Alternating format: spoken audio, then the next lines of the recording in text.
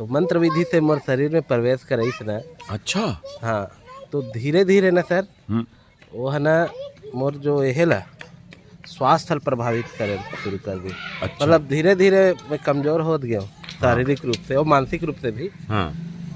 तो मैं अपन शरीर ला बहुत संभाले की कोशिश करे। मैं सोचे कि ये बढ़ते आयु के सती हरे कि मैं धीरे धीरे थकावट आते इसे करके। हाँ। लेकिन धीरे धीरे सर मैं खाट पकड़ ले। अरे बाप रे। खाट पकड़ ले। लेकिन मोर विश्वास है ना अपन इष्ट देव शंकर भगवान ऊपर टिके रही से कि वो मोल बचा ले की। और एकदम लास्ट स्टेज में पहुंच गए रहो सर मैं। अरे बाप रे। मतलब मरे कगार में। हाँ। पीलिया विलिया मतलब मैं भी खुद हिम्मत हार डर रहा हूँ सर भीतर से कि मैं नहीं बचाऊँ करके। लेकिन शंकर भगवान के दया से न सर जो है